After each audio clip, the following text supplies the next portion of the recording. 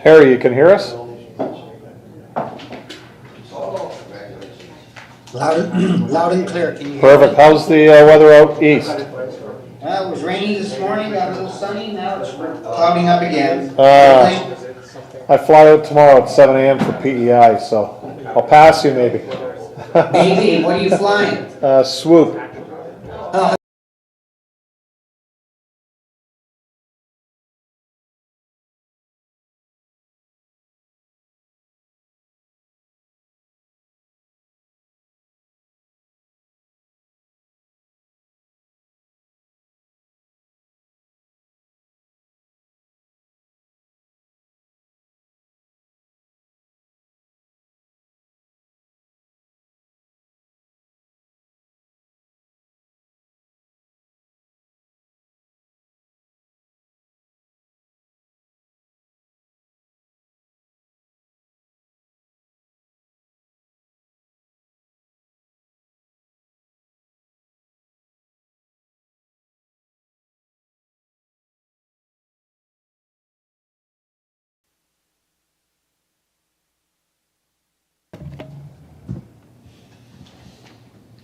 Thanks. Good evening, everyone. We'll call this meeting to order. It's a statutory public meeting, and at this time, we have regrets from councillors Danch, Demaray, and Bodner, and Councillor Wells is on the line this evening. Are there any disclosures of interest? Seeing none, we have two meetings tonight. We have item 4.1, which is a public meeting report for proposed zoning bylaw amendment at 409 Davis Street, file D140522 2022-162. Chris Room will be providing a presentation. Chris, go ahead. Thank you, Mayor Steele, and good evening, Council and members of the public. Just 1 second. It's not on my list here, sorry. Just to adopt the agenda of Councillors Califf and Beauregard, move that. Anyone opposed? Okay, that's carried. Go ahead. Thank you, Mayor Steele, and good evening, Council, and any members of the public who are here today or viewing virtually. The purpose of this meeting, pursuant to Section 34 of the Planning Act, is to consider an application initiated by the applicant Stephen Rivers on behalf of the owner Jonathan Beam for the land legally known as part of Lot 9 on Plan 849, formerly in the Township of Humberstone, now in the City of Port Colborne, Regional Municipality of Niagara, municipally known as 409 Davis Street. The application for zoning bylaw amendment proposes to change the zoning from second density residential to a special provision of the fourth density residential zone that will reduce the front yard setback to 9 meters, from 9 meters to 2.26 meters, the interior side yard setback from 1.2 meters to 0.69 meters, and the corner side yard setback from 3 meters to 2.04 meters. Notice of the public meeting was administered in accordance with Section 34 of the Planning Act as amended in Ontario Regulation 545/06. The notice of public meeting was circulated to the required agencies and property owners within 120 meters of the lands on June 28, 2022. A public meeting sign was also posted on the property no later than June 28, 2022. Meeting details have been provided along with the council agenda. As of the date of this meeting, staff have received comments from the following agencies and no comments have been submitted from the public. From our drainage superintendent, there are no comments for this application regarding municipal drains. From the fire department, there is no objection to the proposed application. The procedure to be followed this evening will be to present Planning and Legislative Services Report 2022-162, hear any comments from the applicant, receive questions of clarification from council to the applicant or to planning staff, and open the meeting to the public for comments and questions and announce the requirements under the Planning Act for written notice of passage for the zoning bylaw amendment. At this time, I'd like to present Planning and Legislative Services Public Hearing Report 2022-162. The next slide there. The subject property is located on the east side of Davis Street and on the north side of Bell Street, and the surrounding land uses are primarily low-density residential. The next slide there. The City of Port Colborne's official plan designates the subject property as urban residential. Land uses in the urban residential designation include residential, neighborhood commercial, community facilities, and institutional uses. Residential uses such as a fourplex dwelling are permitted in the urban residential designation, and the official plan designation is not proposed to be changed as a result of this application. Sections 2.4.3 and 3.2 of the official plan will be used to assess the application when a recommendation report is brought forward at a future date. These sections provide policies on intensification and infill, as well as general policies on the urban residential designation. The subject parcel is currently zoned as second density residential. You can go to the next slide there. After the conversion holding provision was lifted in 2021. The R2 zone currently permits detached, semi-detached, and duplex dwellings, and the proposal is being requested because fourplexes are not a permitted use in the R2 zone. Next slide. The application proposes to change the zoning from R2 to a special provision of the 4th density residential zone. The special provision is being sought to reduce the front yard setback from 9 meters to 2.26 meters, the interior side yard setback from 1.2 meters to 0.69 meters, and the corner side yard setback from 3 meters to 2.04 meters. This application is being sought to permit the construction of a proposed 4-unit residential building on the subject parcel. At this time, I'd like to bring in the applicant for any further clarification.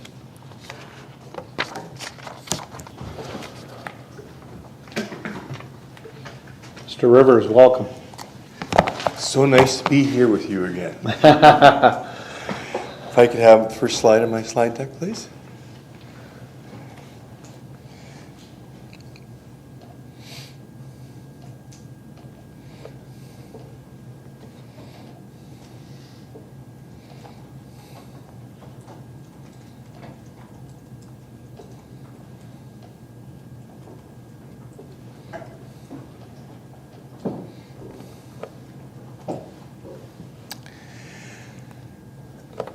From the slide, again, my name is Stephen Rivers. I'm a member of Canadian Institute of Planners, registered professional planner.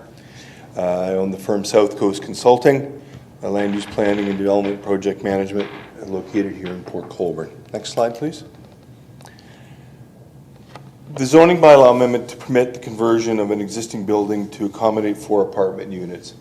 The first ground floor unit would be 80 square meters. The existing ground floor unit would be 80 square meters. The ground floor unit at the back would be 78 square meters. The first floor at the front existing is 103 square meters, and the first floor at the back is proposed to be 67 square meters. So these are substantial ground area units. Next slide, please. This gives you an idea of the layout, certainly on the ground floor, and the layout of the development on the lot itself. One of the difficulties that we've had, as with any redevelopment of this nature, we're taking an existing underutilized building and converting it to new use, is the lot size itself. It can't be changed. It is what it is. The building is existing. The way it sits on the lot can't be changed either. To accommodate the parking, we've shown 4 parking spaces in what would be the backyard fronting on Bell Street. So we've accommodated the parking requirements as best we can. Next slide, please. Again, the existing parcel is a corner lot, has about 10 meters of frontage on Davis Street and about 60 meters on Bell Street. It's a very long, narrow lot with a building that's been there certainly since before I was a child. Next slide, please. The advantage of the proposal is consistent with the provincial, regional, and city policy encouraging infilling and intensification. It's an efficient use of infrastructure, increases city tax base and resilience, and the development, in my opinion, constitutes good planning. Next slide, please. Planning considerations that I've looked at and your planners will also be looking at before making a recommendation to you are the policies expressed in the Planning Act, or the legislation expressed in the Planning Act, the provincial policy statement, the growth plan for the Greater Golden Horseshoe, the Niagara Region official plan, not the current one, or not the new one, the one that's in place and existing now, the City of Port Colborne official plan, and we certainly looked at the city's zoning bylaw as well. Next slide, please. That, in a nutshell, is my presentation. Again, we're looking at a situation that, in order to continue to utilize existing buildings and existing lots, it's necessary to make some some changes or to accommodate the building and the lot as it exists. Otherwise, you know, they tend to sit vacant for a long time. I believe this one was vacant unused for 4 years. So this developer has taken it upon himself to provide affordable housing. You know, the apartments are not going to be brand new 1,000 square feet or 2,000 square foot homes with hardwood floors and granite countertops and 3-car garages. It's going to be accommodation for people who aren't perhaps as well off as the rest of us are. So it's a good project. It's making use of an existing structure, and it certainly satisfies all of the policy directions of the provincial government, the region, and the city. So if there are any questions, I'd be happy to answer them. Great, thank you, Stephen. Questions towards towards staff or the applicant's agent? Councillor Wells. Thank you, Your Worship. Through you to Stephen Rivers. Steve, I know you made an indication that the building is quite old, or it's been there for quite some time. Do you actually know the date it was constructed, when it was there? Because I grew up in that area, and I'm 70 years old almost, and it's been there ever since I can remember. But I'd just like to know if you know the actual age. No, through you, Mr. Mayor, to Councillor Wells, no, I do not know the exact date of construction. It's older than me. Staff, do you guys know approximate date? Through you, Your Worship, unfortunately not. It's something that we can definitely look into. If Councillor Wells is curious, I can send him an email and figure that out. Perfect. Staff will send you an email, Harry, with the approximate building date. That's great. I just wanted to make the point that it has been there for forever, basically, and that it isn't changing in what's proposed. So it's not going to make any impact on the visual aspects of the area. Great, thank you. Councillor Bruno. Yes, just a comment. The one thing I'd like to say, if you can pass on to the developer, is certainly a market visual improvement from the exterior. And from what I could see inside, a market improvement inside. So I think it's a lift to the neighborhood aesthetically, and hopefully the residents will reciprocate in kind for your good work as tenants. Thank you. Thank you. Further questions? Councillor? Through your worship to Mr. Rivers, was the land strip that's being proposed, is that a requirement, or is that something that the? I didn't quite catch that, Councillor. Sorry, let me move this out of the way. The landscaping strip that is along Bell Street in the site plan, there looks to be a bunch of new landscaping strips. Is that a requirement that was brought forward, or is that just something that the developer is interested in?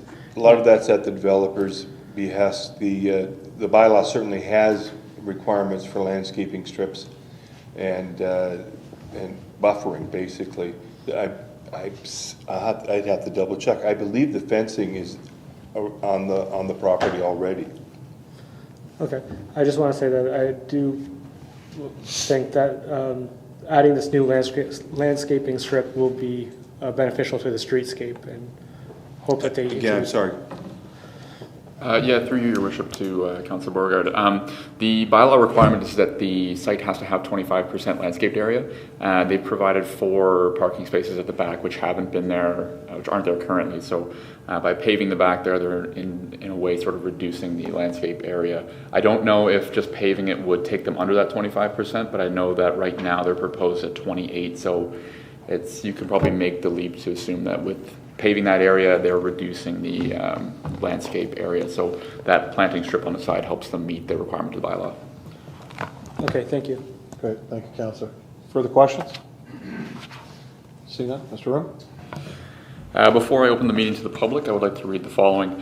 If a person or public body does not make oral submissions at a public meeting or make written submissions to the City of Port Colborne before a decision on the proposed zoning bylaw amendment is passed by council, the person or public body is not entitled to appeal the decision of the City of Port Colborne to the Ontario Land Tribunal.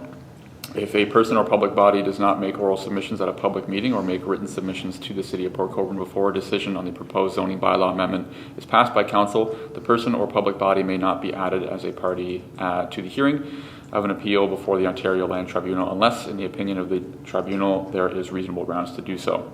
To any interested members of the public, if you would like to receive future notices regarding this application, please contact me by email at chris.room@portcolborne.ca or by phone at 905-835-2900, extension 205, or the city clerk at nicole.rubley@portcolborne.ca. Our email addresses are on the screen there if you want to write them down. At this time, Your Worship, I would like to invite any members of the public who wish to speak to the applications to do so. Great, thank you, Mr. Room. We do have one delegation that's called in this, or registered this evening. We have Judy and John Kramer, if they want to come forward.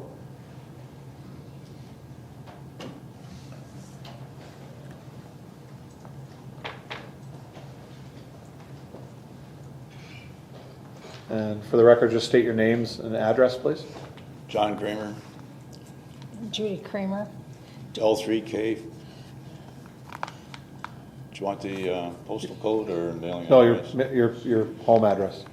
Okay, we are from Wainfleet. We're doing this on behalf of my daughter. But I'm, Okay. Yep. Well, it's 10257 Crescent Heights, Port Colborne.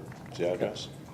Good, thank you. but I am Yeah, same address, but same address as him, but I also part owner of the property.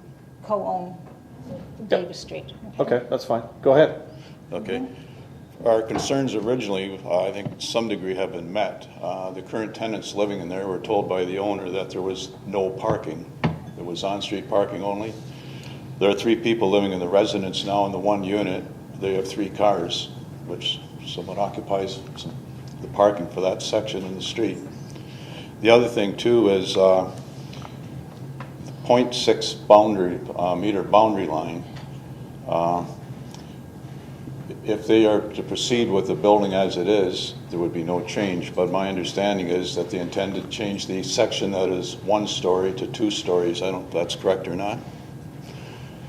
And then if they do go ahead and they put in the 4 parking spots, it certainly chews up just about the whole green space around the building.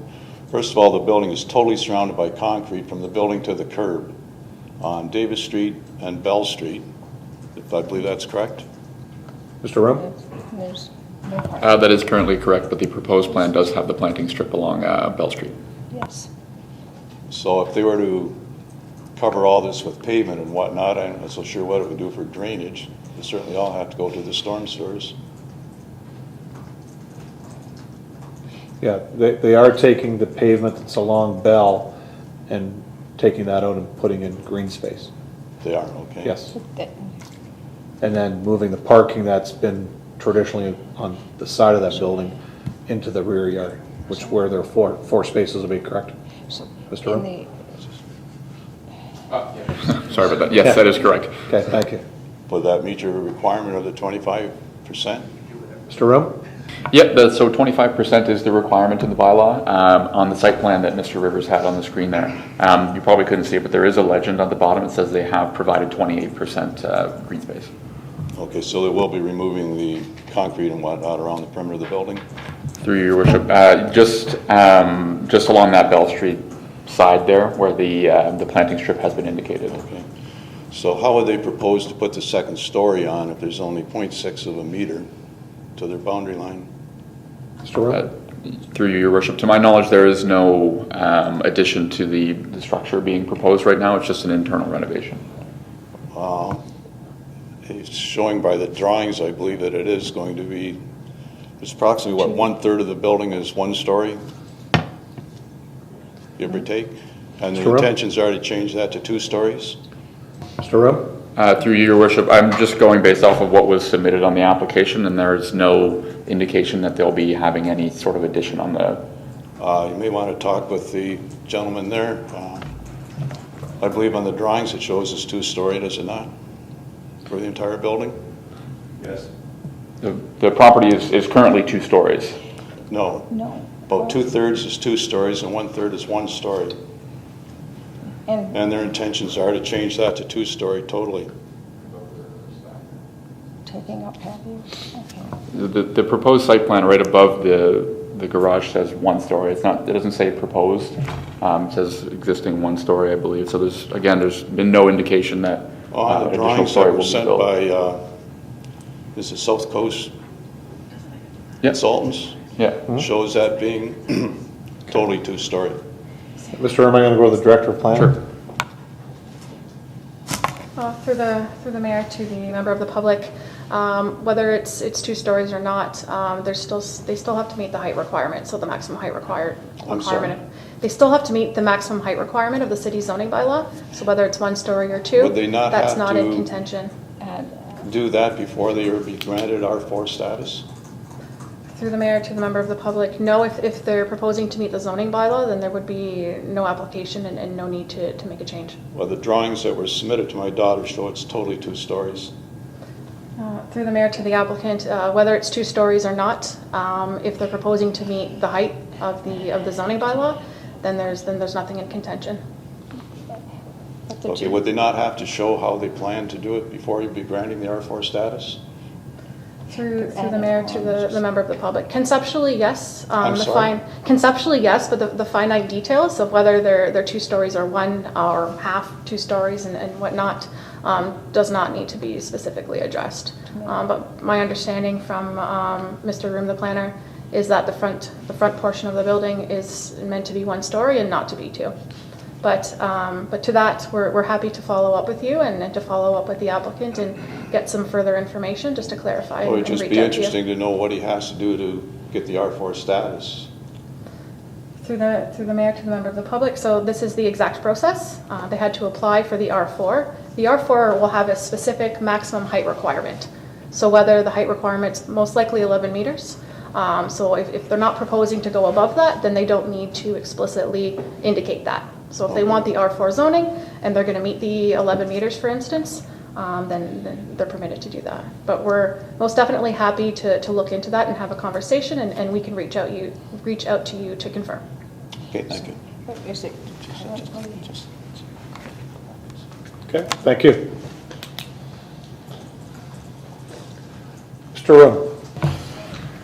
If you wish to be notified of the approval of the zoning bylaw amendment, you must make a written request to the clerk. Only those persons or public bodies that give the clerk a written request for the notice of adoption and passing of the zoning bylaw amendment will be given notice.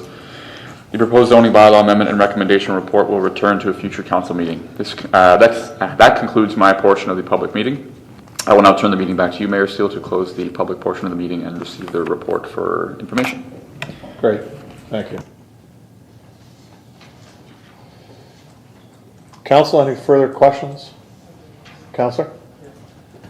Through your worship to Chris, was a planning justification report at all required as part of the submission?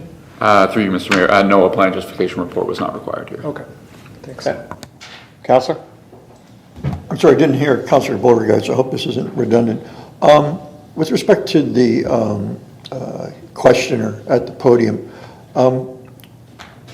by the time it got to us here as a report for a public meeting, would those drawings then have already been submitted to the building department? Through you, Mr. Mayor, no, they wouldn't have gone through the building department at this time. Not till after? Right. Okay, thank you. Great, thank you. Further questions? Seeing none, we have a recommendation that the Planning and Development Report, Planning Division 2022-162, be received for information. If I could have Councillors Wells and Bruno move that. Seeing no further questions, all in favor, please raise your hand. That's carried. Thank you.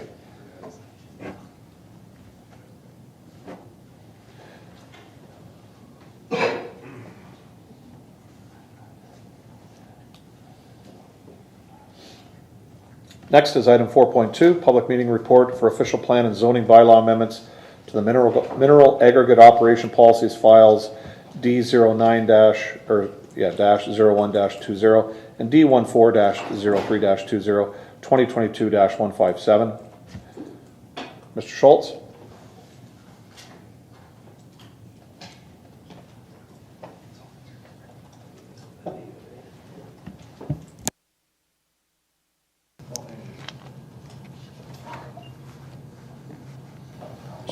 Just before you start, Mr. Schultz, Councillor Demery has now joined us virtually. Thank you, Councillor Demery. Go ahead, Mr. Schultz. Thank you, Mayor Steele, and good evening, Council, and any members of the public joining us online or in person here, finally.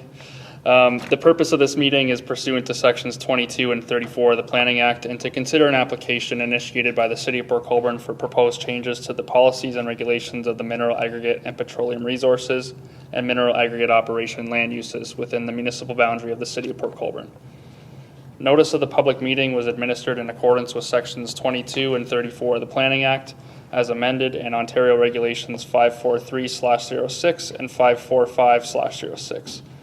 The notice of the public meeting was circulated via the Port Colborne Niagara This Week newspaper and to the required agencies by June 9th, 2022. Any members of the public who previously provided comments on the application have also been notified via email and/or regular mail. Meeting details have been provided along with the council agenda on the city's website and under current applications. As of the date of this meeting, staff has received comments from the following members of the public and commenting agencies on the proposed amendments. All of these comments have been included either in the appendices of the staff report or included in the addendum package that was posted on the city's council calendar website today.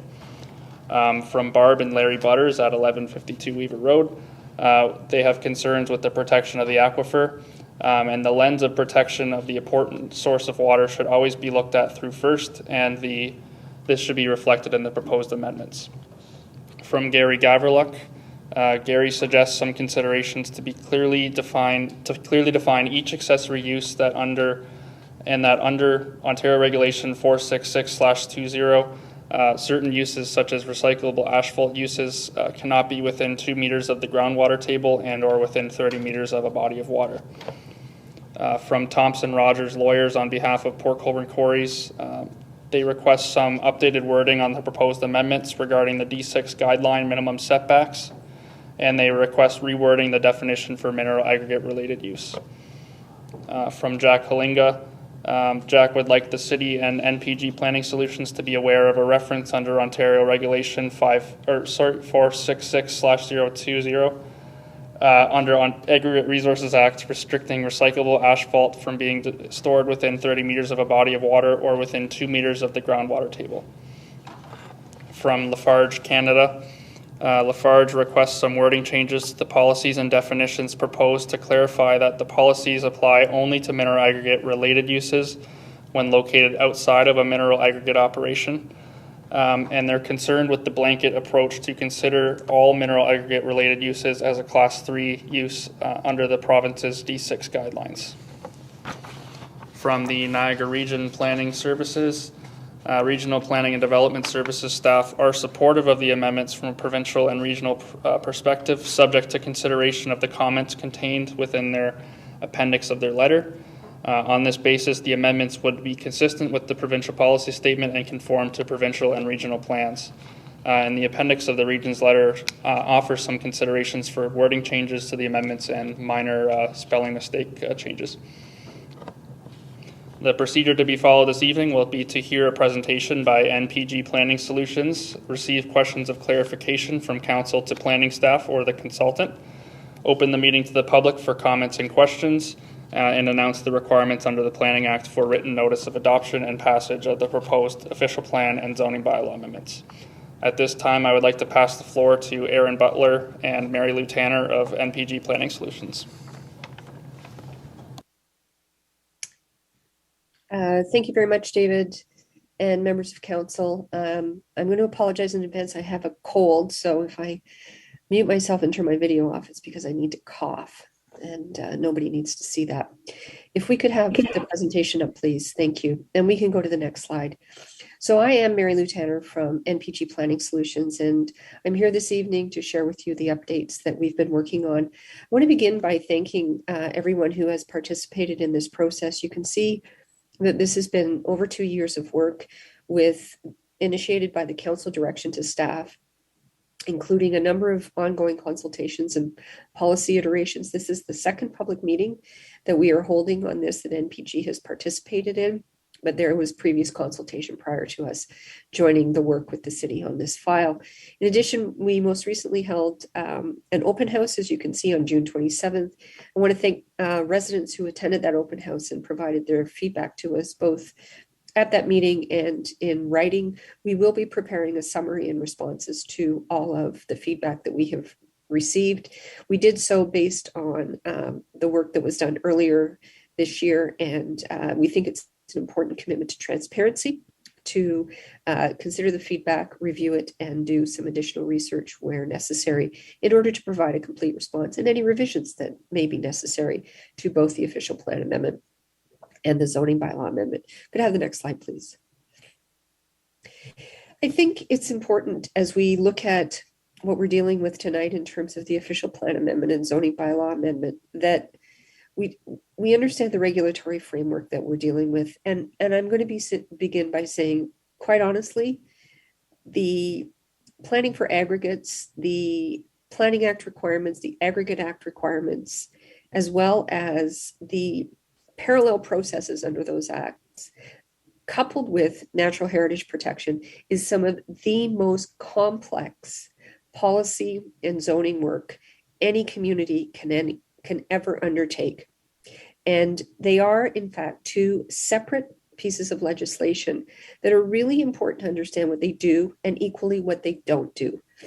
So both acts provide direction on the protection of aggregates in Ontario, and that it is a priority for the province. And that's carried through in the provincial policy statement, for example. Within the Planning Act, amendments to the city's official plan and zoning bylaw are made through the Planning Act provisions and must be consistent with provincial land use policy, the provincial policy statement, sections of the Planning Act that deal with certain provisions related to decision making, and conform to provincial and regional plans.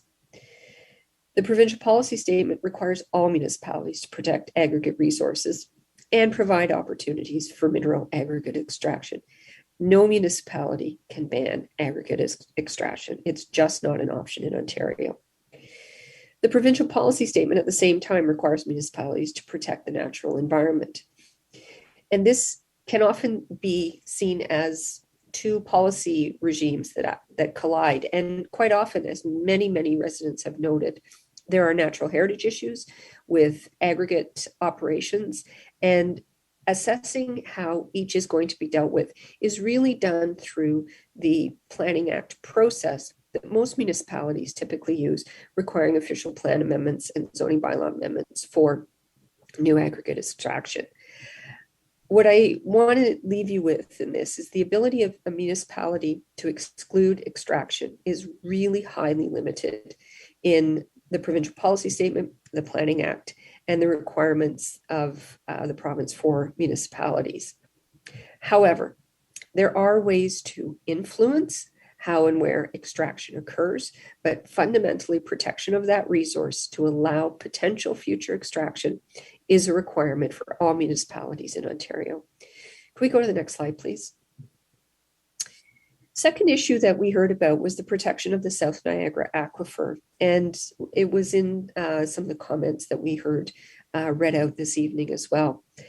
Some of the initial concerns that came from the community were related to the potential impacts of mineral aggregate operations on the South Niagara Aquifer, and some requests that the source protection plan and the protection of drinking water approach in the source protection plan be applied to this aquifer. The source protection plan only applies to municipally provided drinking water, and this South Niagara Aquifer is not a source of municipal drinking water. So that option is not available under the Clean Water Act. However, protection of the aquifer as a natural heritage feature, and it's considered a groundwater resource in the new Niagara Region official plan, is identified. And there are policies and objectives in the plan to protect groundwater resources, of which this aquifer is one. There is specific mention of the South Niagara Aquifer, but the policies more broadly that apply to groundwater resources apply to this aquifer and its protection and how it's managed through any proposals for development in and around the aquifer.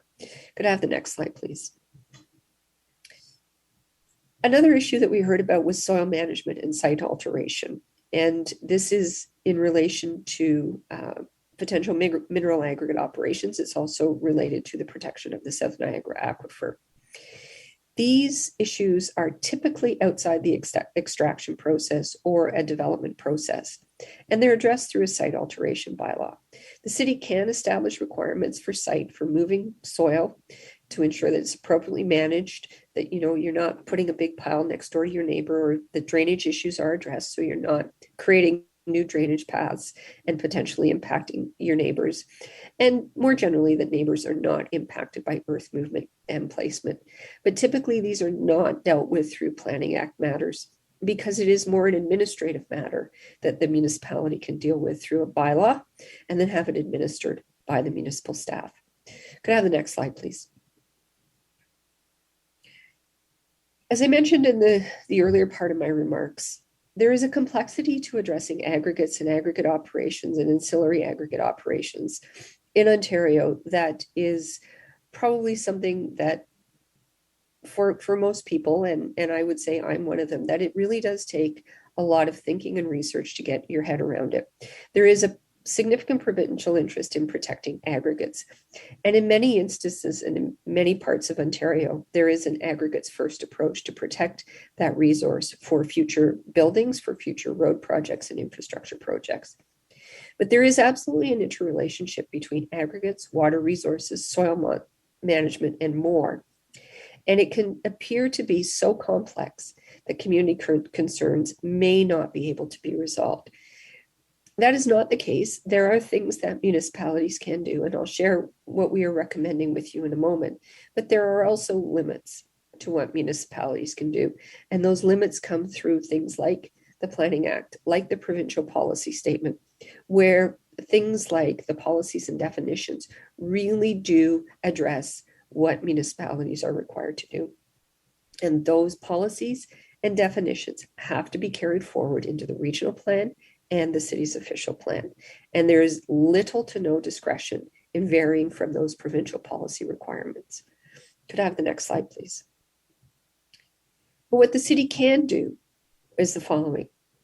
Support the protection of the South Niagara Aquifer through the new regional official plan. And as I mentioned, there are policies related to groundwater resources, which the aquifer is one, within the regional official plan. Ensure a robust planning process for aggregate uses with broad-based community feedback. And this is the Planning Act process where new applications may come forward for new aggregate operations. It's really, really important that there is a strong technical review of these applications. It's equally as important that there's a strong community-based public review to hear from members of the community. And the city can address the appropriate location for those mineral aggregate operations and uses, and include standards of development in both the official plan and the city's zoning bylaw. Could I have the next slide, please? The proposed official plan amendment that we are talking about this evening at this public meeting has been revised from the version you saw earlier this year. And it was revised based on the feedback we received from members of the public, from the two operators, Lafarge and Port Colborne quarries from Niagara region, and in discussions with city staff. We are now reflecting a policy environment that is somewhat different. And that arose from double checking those provincial policy requirements and the definition requirements, and realizing that we needed to make adjustments in order to comply with the provincial policy statement. So we are proposing to add a policy to require a site-specific zoning bylaw amendment when the following are proposed as the principal use of the property: asphalt plants, concrete plants, aggregate depots, and aggregate recycling.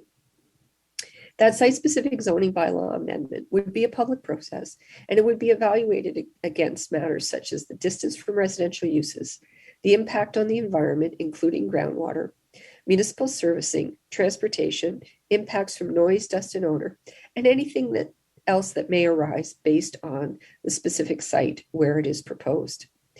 These uses would be directed to industrial areas only when proposed as the principal use of the property. And as required by the provincial policy statement, the above uses are permitted if they are accessory to a mineral aggregate operation. Could I have the next slide, please?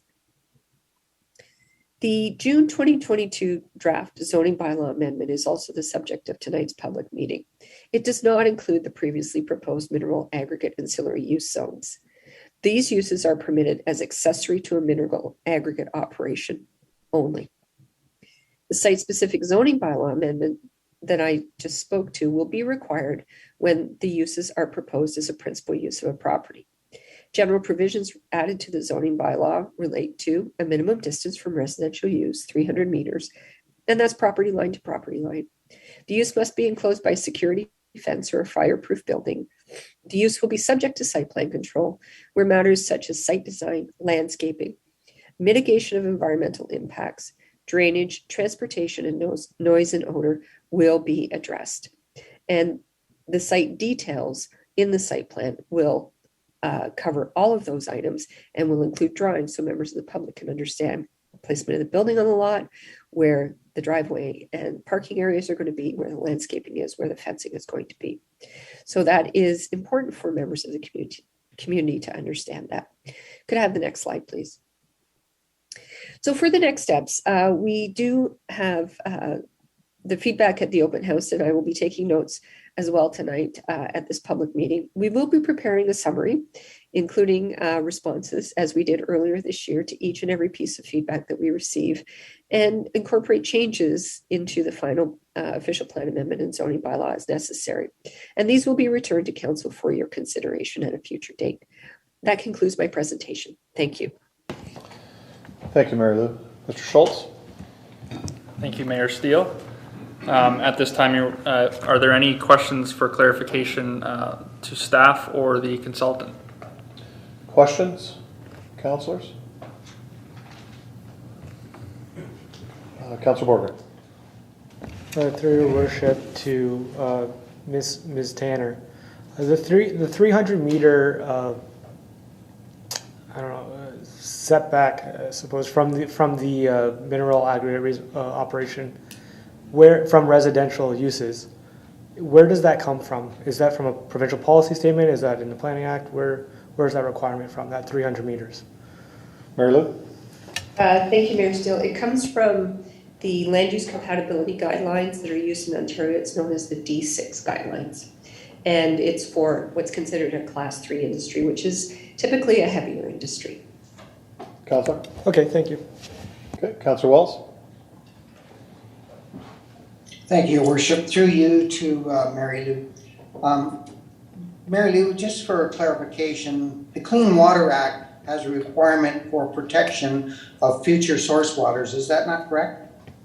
Mary Lou? Yes, that's my understanding. And with that, the aquifer could possibly be a future source water, correct? Mary Lou? It would have to be identified as a municipal drinking water source, but yes.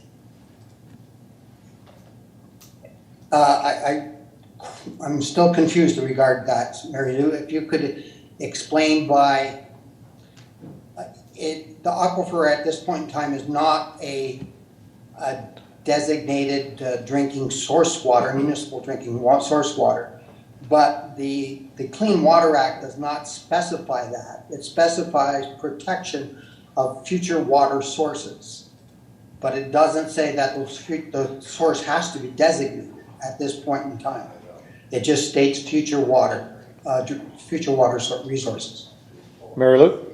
Thank you. Yes, that is true. The Clean Water Act requires the preparation of what are called source protection plans, and we are in the Niagara source protection plan area. And the source protection plan only addresses municipal drinking water sources. It does not address private sources of drinking water, so wells, for example. Councilor? I understand that, and that was not my question. My question is, in regards to the Clean Water Act, which you acknowledged, does include future water sources. And that future water source is not defined in such a manner that it states that it's an existing municipal water treatment source or water source or a designated future water resource. It just specifically just states future water resources. Mary Lou? Councillor, yes, that is true. And when it flows through to the requirements in the Clean Water Act for protecting drinking water, it's only focused on municipal drinking water sources. So the provisions of the source protection plan in Niagara only apply to municipal drinking water sources. And the provisions, the general goals of the Act are as you've described them, but the way it has flowed through into the source protection plan, it only applies to municipal drinking water sources. Counselor? I appreciate that, but I think it boils down to the fact of what you acknowledged is that protection of future water resources is part and parcel of the Clean Water Act. It's not necessarily carried through to the source water protection because that is of existing or current water, municipal water resources.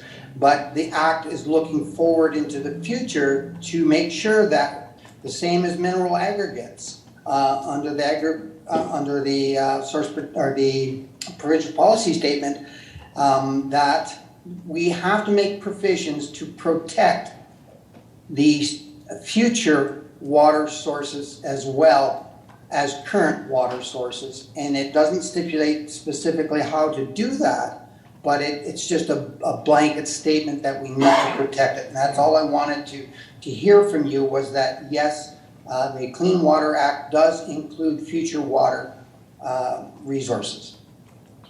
Mary Lou? Yes, Councillor, that is true.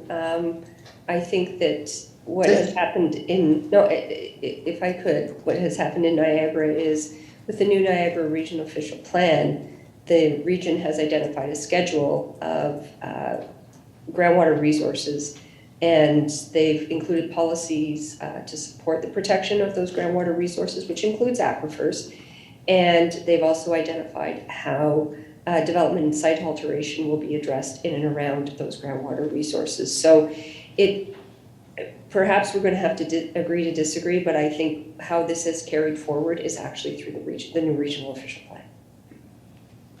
Okay, Counselor?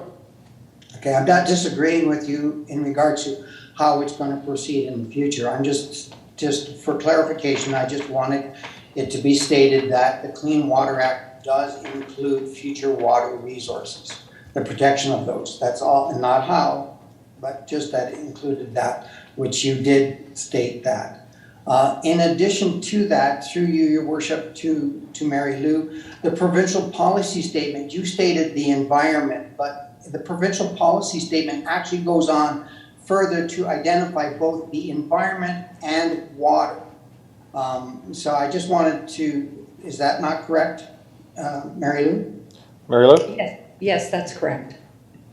Thank you. I just wanted to make sure that we understand that the Clean Water Act, provincial policy statement, all legislatively and policy-wise require the protection of future water resources, which the aquifer could be. Thank you.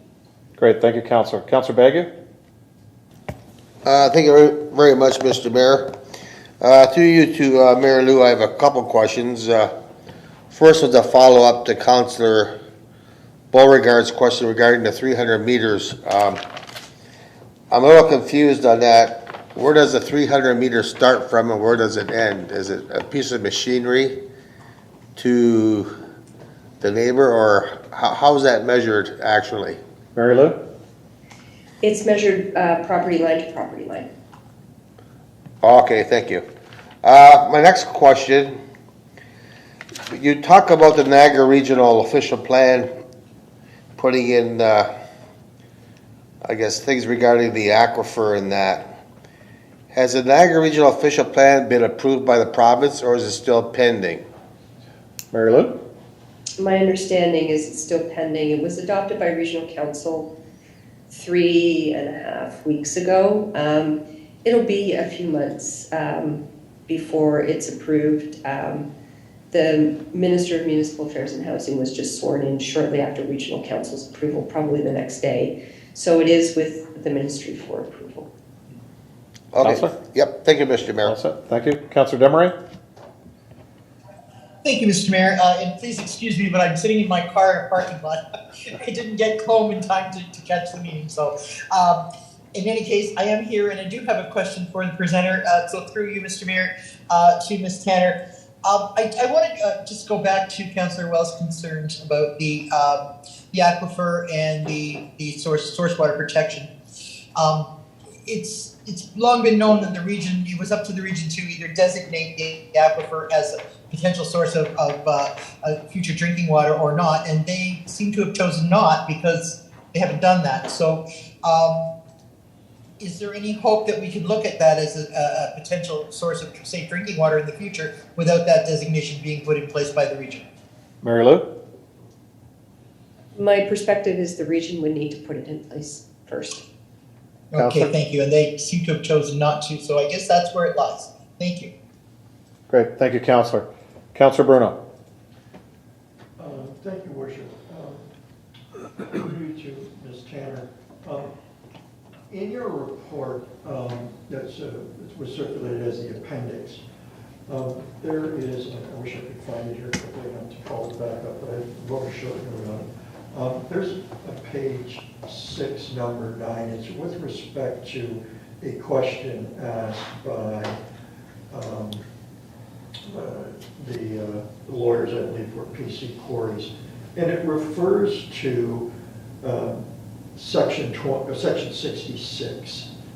And in my reading of it, it talks about, again, I wish I had it up in front of me here, but it talks about, in my take on it, the relevant differences between what the Act and the province regulate versus the municipality.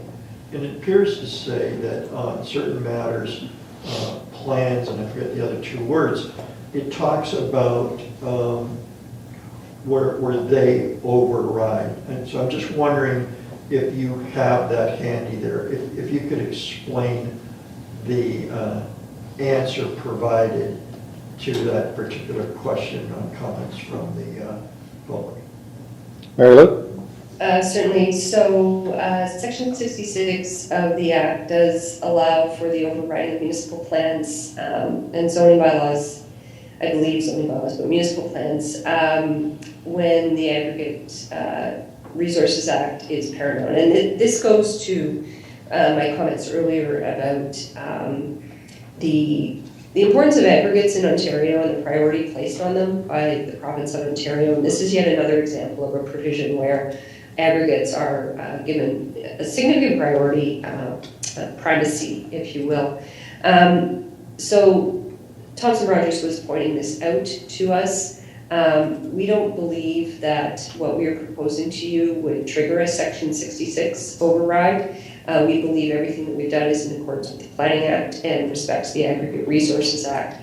I'm not aware of when that provision has ever been used in Ontario. I haven't researched it in detail, but I am not aware of where it's been used in Ontario. Thank you. Councillor, you're set? Okay. Councillor Clough? Through you, Mr. Mayor, to Mary Lou. So Mary Lou, what you're saying is that technically, what Councillor Bruno just said, that even if we put something forward, it could be overruled by the province if they're not in agreement with what we've decided we want to do municipally?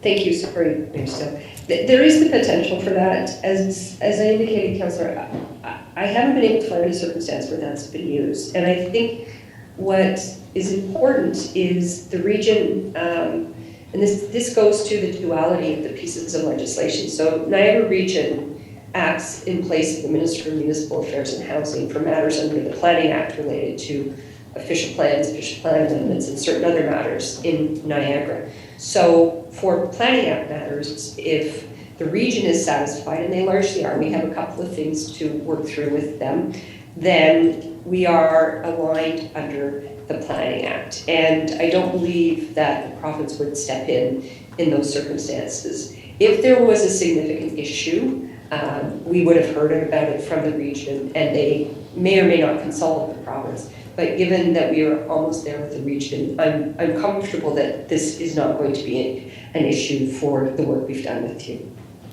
Councillor? Thank you. Great, thank you. Further questions? Councillor Wells? Thank you, Your Worship. Through you to David, if I may. In the operations that are identified, cement plant was removed or is not included. Is there any reason why that is not included as well as the others that are there? Mr. Schultz? Through you, Mr. Mayor, I would defer that to Mary Lou, if you may, Mary Lou. I know you and Aaron put those amendments together, so I would defer to you. Okay, Mary Lou? Thank you, Mayor Steele. We received some feedback in January about different wording, and in reflecting on it, we felt that the community had raised important distinctions, so we went with the wording that we had been requested by members of the community. Councillor Wells? Okay, I followed this fairly far along, and I understand that there has been the use of cement plant by the community as well. I would just suggest or recommend that that would be considered for inclusion in there, because the cement plant is different than a concrete plant, and it does have different characteristics which are concerns at some time for many communities around where cement plants are. So I would just make a recommendation that we consider including cement plants in those facilities that have been identified. Thank you. Great, thank you, Councillor. Further questions? Seeing none? Mr. Schultz? Before opening the meeting to the public, I would like to read the following. If a person or public body does not make oral submissions at a public meeting or make written submissions to the City of Port Colborne before a decision on the proposed official plan and zoning bylaw amendments are passed by council, the person or public body is not entitled to appeal the decision of the City of Port Colborne Council to the Ontario Land Tribunal.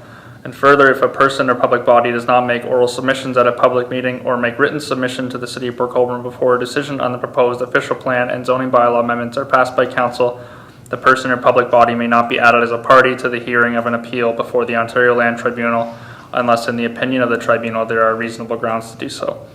To any interested members of the public, if you'd like to receive future notices regarding this application, you can contact me by email at david.schultz, that's schulz @portcolborne.ca, or by phone at 905-835-2900 extension 202, or the city clerk at nicole.rubley@portcolborne.ca. For any members of the public in attendance in council chambers, there is a sign-in sheet at the back of the room if you would like to receive any future notices as well.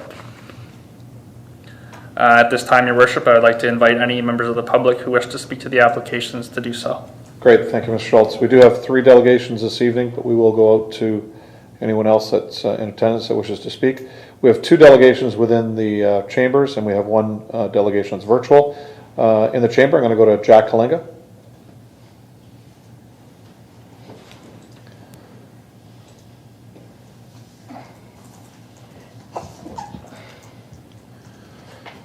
Good to see you again, Jack.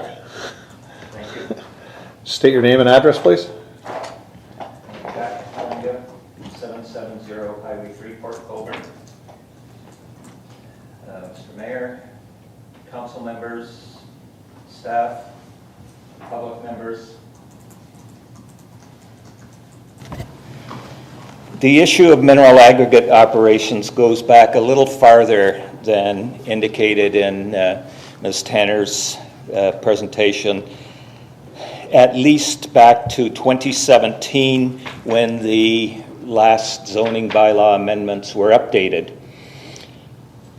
They were passed in 2018 with a holding provision, in which case the zoning bylaw was to address mineral aggregate operations within a year.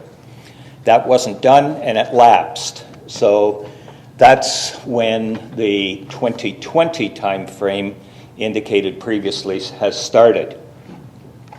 Mineral aggregate operations, the term seems to have become a catch-all designation. Older zoning bylaws designated the operation of a quarry as an extractive industrial use. The EI designation is much more appropriate for quarrying operations, as it is specific and appropriately limiting. The province of Ontario has designated mineral aggregate resource areas, and most of the Onondaga escarpment falls in this designation. These must be protected for quarrying, but they do not have to be reserved for mineral aggregate related uses as defined in the proposed OP and ZBL amendments. The terms associated uses, accessory uses, and ancillary uses are used interchangeably in the proposed documents. These terms should be appropriately defined, as each, respectively, has a more restrictive meaning when describing the relationship to extractive industrial operations. Ancillary means necessary support for the primary use. Accessory is related activities to make the product more useful, and associated is uses of the primary product in other products. Utilizing the appropriate definitions of these terms, the definition of mineral aggregate resource or related uses should be amended as follows. The MARU means associated uses such as asphalt plant, permanent asphalt plant, portable concrete plants, aggregate depots, recycling of asphalt, and or aggregate plants. A mineral aggregate related use does not include the blending, recycling, and stockpiling activities that are secondary and ancillary uses to a typical existing and new mineral aggregate operation. Mineral aggregate related uses aren't just heavy industries. The listed uses are extra heavy industries. This is evidenced by the fact that they're treated with their own policies and the restrictions in the City of Port Colborne proposed OP and ZBL amendments. The separation distance in the latest versions have been reduced from a minimum of 500 meters to 300 meters, supposedly to conform to MECP guidelines for D6 separation distances. However, D6 refers to heavy industrial uses, and it's clear MARU are extra heavy industries. This was already clarified. The planning department confirmed that the 300 meters was from property line to property line between the MARU zone and the sensitive receptor zone. But it is not clearly stated in the proposed amendments, and I suggest it should be. The Aggregate Resources Act 46620, part of which I've copied, includes restrictions on the establishment of asphalt storage within 2 meters of the groundwater table and within 30 meters of a surface water body. The same restriction should be included in the OP and ZBL amendments for all MARU facilities. And then there's a copy of the sections from ARA 46620 and specifically refer to Clause 29. The province has defined mineral aggregate operations and included some mineral aggregate related uses in the definition. This definition is also used in the proposed Port Colborne OP and ZBL amendments. The MARU, OP, and ZBL definition is also supplemented, defining the industries included, such as asphalt and cement plants. However, there are different definitions between permanent and temporary plants, other than the identification that a temporary plant must be removed when a project is completed. Or I believe it says when construction is completed. The difference is included in the following cut sections of the proposed wording with the recommended definition revisions. And basically, asphalt plant permanent was missing bituminous asphalt to produce asphalt paving material and include stockpiling and storage of bulk materials used in the process for transfer to a job site. Likewise, for concrete plant permanent, a facility manufacturing concrete from any combination of cement, cement supplement, fine aggregate, coarse aggregate, and water and admixtures to produce concrete includes stockpiling and storage of bulk materials used in the process. The concrete plant includes associated bins, way hoppers, and cement silos. That is important in that if you have a limit on storage, within 2 meters of the aquifer, the definition clearly defines that those operations allow storage. In conclusion, an extractive industrial zoning rather than mineral aggregate operations would eliminate much of all the confusion of what operations can be conducted in an MAR area. That's the resource area, which is identified by the province. It supports the provincial objective of protecting the non-renewable aggregate resources. As a last resort, consideration of the other comments will be appreciated, and I would like to just add a reminder that the intent of the OP and ZBL amendments is primarily to protect the aquifer, and I believe that the suggestions I have indicated provide that incentive. Thank you. Thanks, Jack. Any questions to the presenter? Great, thank you very much. Our next in-person delegation is Melissa Bickford.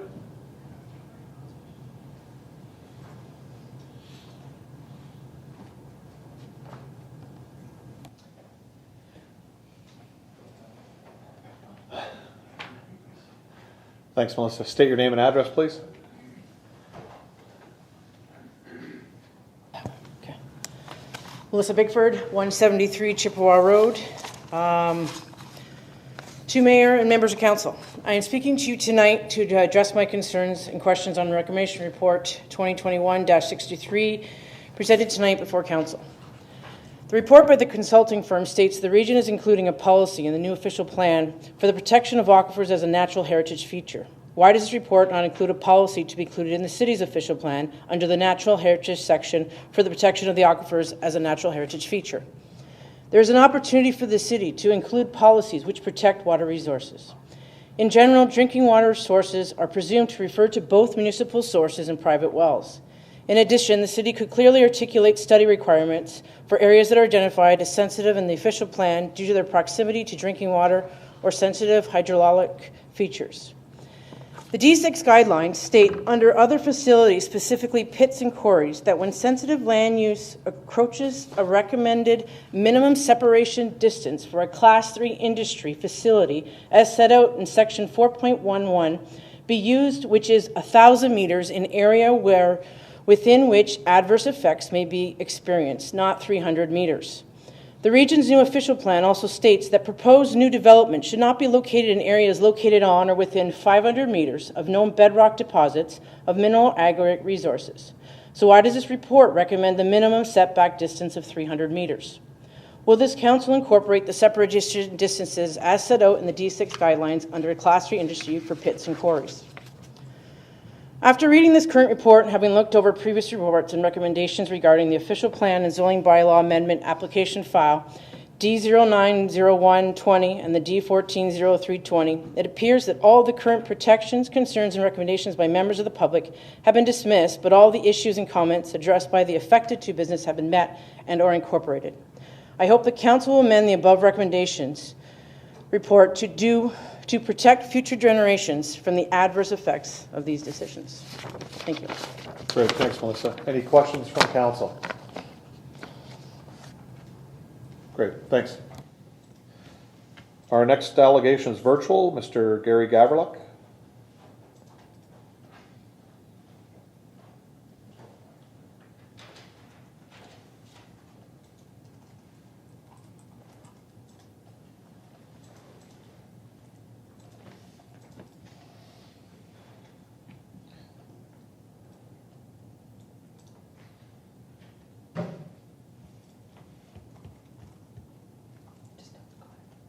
Hi, Gary, how are you? Now you can hear me. There we go. Just state your name and address, please. Gary Gaverluck, 21 Woodside Drive, Port Colborne, L3K, 5G as in George 9.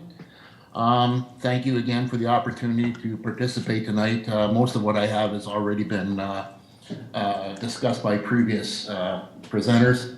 Like Councillor Wells, I'm very encouraged to see that all references to cement plants have finally been removed from this draft.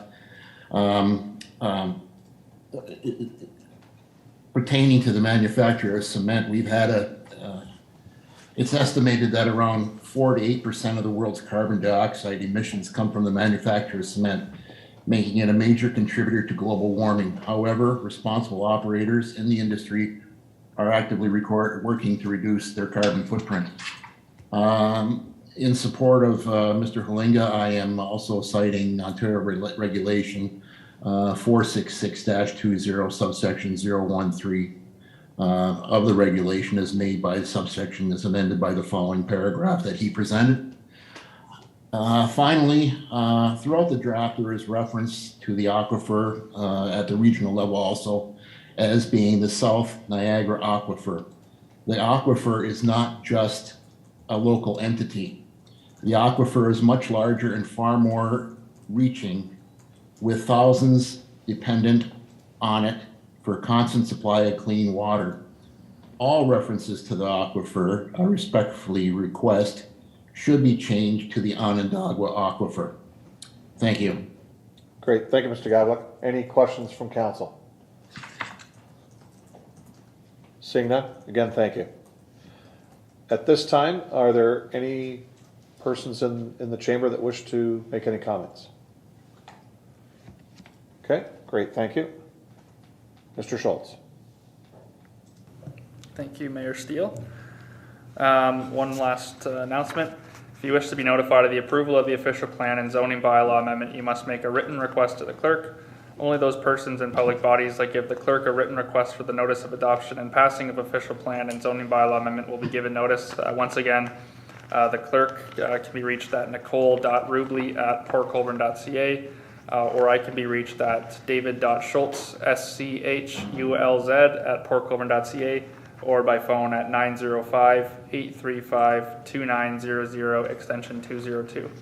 The proposed official plan and zoning bylaw amendment and recommendation report will return to council at a future meeting. This concludes my portion of the public meeting. I will now turn the meeting back to you, Mayor Steele, to close the public portion of the meeting and receive the report for information. Great, thank you, Mr. Schultz. So this time, if I could have Councilors Bagu and Clayliff move that the Development and Legislative Services Planning Division Report 2022-157 be received for information. Questions? Seeing none, all in favor?